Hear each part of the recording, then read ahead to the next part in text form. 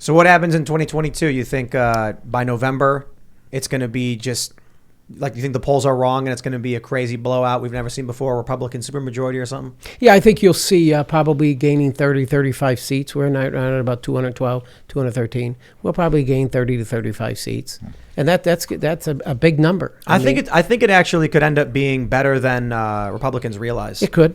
Because if the polls have been consistently skewed in favor of Democrats, and right now in the generic ballot, Republicans are up about 3 points, they're probably up 10. Yeah. Then you look at, interestingly, Real Clear Politics has the toss-up seats, and I think 28 of 32 toss-ups are Democrat held. So it's just like, it might be way bigger than people realize. I wouldn't be surprised if it was less than we realize as well. I don't know. No idea. There's still a few months to go here, so yeah, let's just wait and see what happens. But let's talk beyond that, though. What do you think? You think Joe Biden's going to run again? Well, I hope he does. I really do, and I'd send him $25 if anybody knows his mailing address. I'll send them $25. She's worse than he, but I think the Democrats are in trouble because I don't think they really have a candidate right now, and so they got nobody. That's why they're so desperate to try and bring Trump back to life. Yeah, and I think right now our country. When you look at when Trump was president for the 4 years, I mean, we didn't have all these crises. I mean, just name one or two. I mean, COVID was difficult, but I thought he handled that quite well with the vaccine in record time. But I think we need him back in 2024. I think this guy, Donald Trump, in my humble opinion, loves this country more than just about anything. But what about DeSantis? You think Trump would be better? I think DeSantis should keep his powder dry till 2028. I mean, he's a relatively young man. He's mid-40s or so, and he's been he's a member of Congress. I think he's been governor now for 4 years, and I just think in 2028 he'd be great. And there's competition going back and forth with our governor in Texas as well. Who's gonna get that base? Who's gonna move her further right? But I just think everybody should just bow out and just let Donald Trump come back. He will be the Republican nominee, and he will beat anybody. I want to hear 2 words from Donald Trump the moment he gets inaugurated. You're fired. Yeah. You're fired. Beautiful. 2 words. Yep, I want him to just fire all of these bureaucratic, administrative state trash people in D.C. We have a lot of talent. I mean, when you think of Ron DeSantis and the great things he's doing in Florida, people love him. So I think we have a lot of good talent out there, and we have people in the wings in the future. The Democrats are just struggling. Who? Cory Booker? I mean, who do you got? The Democrats are just struggling. They don't have anybody. Bernie? Crazy Bernie? Give me a break. I do like Bernie better than Newsom, to be fair. Well, Bernie, if there was any Democrat, I'd rather have Bernie, but I think Bernie's a sellout, so I think they're all bad. What is it specifically about Trump that energizes you so much? Is it that he was an outsider, or was it him before he ran for president, or the way he governed for 4 years that you liked so much? The way he ran, he had 14 people on that stage, and he just picked them off one at a time. He's just real. I thought he brought a lot of humor. He was kind of funny. I mean, nicknames, and people don't like the way he calls names, but overall, and I tell you, Joe. when he come up with build that wall, that really energized his campaign. And so I just think that you can't buy him. You can't buy Donald Trump. He has all the money. There's no special interest going to get him. And just the way he ran the country, he deserves a third term. Are you familiar with the Tales from an Economic Hitman, book? Oh, yeah. So you've heard of this? Yeah. If Luke were here, he'd be able to educate us properly. But the general idea is this guy said that he worked for the intelligence agencies in the U.S. and what they would do is they would go and try and bribe, a country and say, like, here's what the United States wants. We'll give you all this stuff. If you do what the IMF will come in with loans. And then if the president or the government said no, then they would try and take out either politically or through assassinations. And if that didn't work, invasion. That's what he claimed. I think about those stories and I'm like, whether or not they're true or not, you look at Donald Trump. He gets elected. They didn't think he would.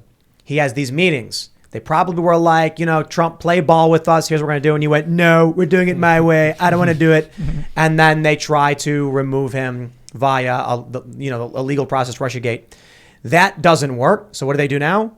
Executive action. Now they're going with the January 6th, the law enforcement stuff, the accusations, the DOJ, the FBI raids. So they've escalated to the point where they're like, we are going to use the force of violence against this man to stop him from running. I got to reread that book now. Yeah, it's crazy. He was talking about like Panama and stuff. And it wasn't like a small conspiracy book. It was a New York Times bestseller. It was, Right. But And it was a guy. listen, I got a lot of people, they don't like his tweets. They don't like what he said. They don't like maybe some of the stuff he said about John McCain and when he was a prisoner of war and all that stuff. And I tried, well, just there's some other things. But I've always said, I said, you guys, you're not electing your neighbor, and we're not electing the Pope. Right? We're electing the President of the United States. And when you look at his policies and the results of those policies, Ukraine would be the prime example. Obama went into 2014, went into Crimea, right? Nobody went into Ukraine under Donald Trump, did he? Putin didn't go into Ukraine and Donald Trump. Now you get, and so you have our adversaries that are taking and exploiting our weakness, and we have weakness in our president today. Donald Trump ran this. I mean, just look at how he kept Russia in check and how he kept China in check. I mean, Look at no invasion from Russia while Trump was president, despite Crimea. Then all of a sudden, Trump gets in and Putin backs off. I understand. So I just think, listen, I'm a Trump guy. I hope he comes back. He doesn't drink, doesn't smoke. I think he's very healthy right now. I've had opportunities to visit with him a couple times, and I think this country needs him more today than ever. Man, you know what would help? You should tell him to come on the podcast. That would help. Well, I think we're actually setting that up. There you go. No, for real. There we go. Yeah, we'll have to go. He'd like you guys. Oh yeah. Oh yeah, we're fans. We're good And hang. the thing about it is he wouldn't have to dress up. Well, I don't know if Jamie's a fan. I'm not wearing shoes. I used to, but it wasn't appreciated. Seamus, I'm just kidding, buddy. I think. But by the way, if he agrees to be in the vlog, I'm a fan. Yeah. He gets my vote. That would be great. That'd Get be Trump to do so like a simple fun. bit. I mean, he was in Home Alone, you know. Yeah. Yeah, that'd be cool if he was in New York. So I don't. A lot of people who are Trump zealots. You know, they're just like, Trump's the best. He can do no wrong. I'm like, Trump's pretty good. He's all right. I didn't vote for him in 2016. In 2022, I did. I said, you can't deny the successes he's had. Getting rid of the Trans-Pacific Partnership was the right move. Every activist in the world, every activist in the United States were complaining about TPP. Then Trump comes in, and all of a sudden they were like, actually, it's a good thing. And I'm like, what? Like during Occupy Wall Street, like all throughout, everyone's like warning about this Trans-Pacific Partnership. Trump gets in and gets rid of it. Donald Trump, no new wars. Starts bringing our troops back from the Middle East. These are good things. I was talking to someone and they told me, it was all nonsense. He's trying to be buddy with dictators and blah, blah, blah. And I was like, what does that mean? And they're like him and Kim Jong-un. And then I said, Donald Trump crossed the DMZ into North Korea with no security detail. And they're like, yeah. And I'm like, that is one of the most profound acts of leadership someone could take to try and end a war.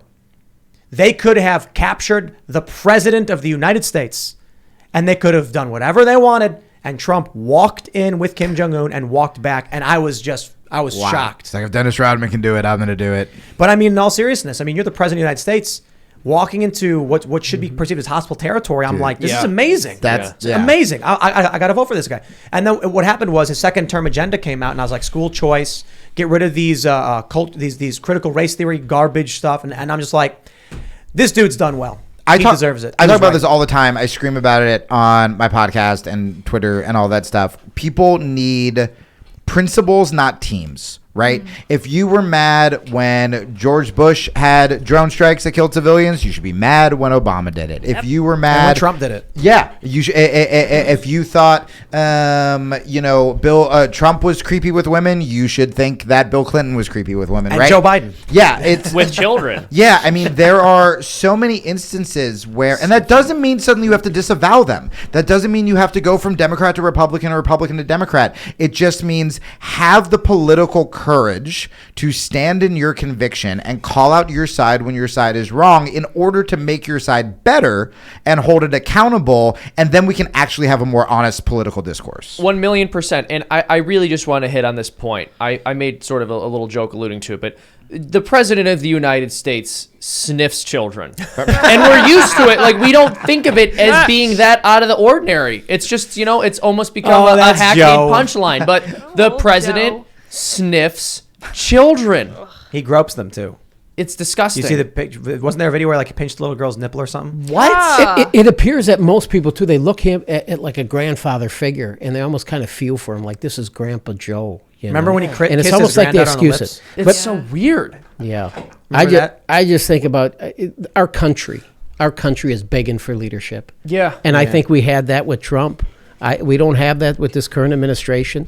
He's led around by his nose. And we're paying the price. We're paying the price for it. I think in a lot of ways DeSantis is better, but I don't know if DeSantis would come in and do the "you're fired" thing. That's the big issue, right? Yeah. So with Ron DeSantis, he's proven his leadership in Florida, and he's done a really great job.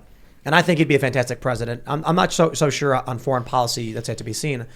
But I'd imagine if he did get in, if he were to win in 2024, if he ran and won, he would not go, "you're fired," and he would not get rid of all of these really awful people. I think Trump, he knows, he's learned his lesson, and he was like, "I trusted some bad people."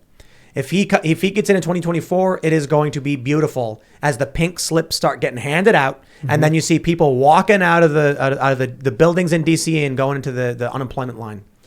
I think that Trump's going to do it. I don't think DeSantis would do it. Who would have ever thought our country could be destroyed in 17 months? 17, 18 months. He's destroyed this country. So it's going to take a full 4 years of Donald Trump to come back and try to fix these issues. And oil and gas is so important in Texas. And, now you have $5 fuel, inflation 8.5%. So I love, sorry, I was going to say, I just love the meme where the left says, Joe Biden doesn't control gas prices, idiot. But Joe Biden's going to enact policies to lower gas prices. Right. Yeah. It's like, what? So did he enact policies to make them higher? No. But he can make them lower. Okay, dude, whatever. Well, and so I try to keep a sort of a larger perspective. And so, under the Obama administration, I remember thinking, like, I really, really don't like Obama, but, we had FDR, we had Woodrow Wilson. Maybe Obama isn't the worst president we've had. Joe Biden may actually be the worst president in all of American history. Yep. I mean, at least the really, really bad ones, like Wilson and FDR, knew what day of the week it was. Jimmy Carter will appreciate that. Yeah, Jimmy Carter. I mean, even Carter, I would say Biden's worse than Carter. Granted, I don't know as much about Jimmy Carter. Thanks for checking out this segment from the Timcast IRL podcast. But if you want to check out the full show live, tune in Monday through Friday at 8 p.m. And if you want more special access content, head over to timcast.com and become a member. Your membership helps sustain this company, keep our journalists employed, makes this show happen, and you will get access to exclusive members-only segments of the Timcast IRL podcast, and there's a massive library to check out. So again, go to timcast.com or tune in Monday through Friday at 8 p.m., and we'll see you all there.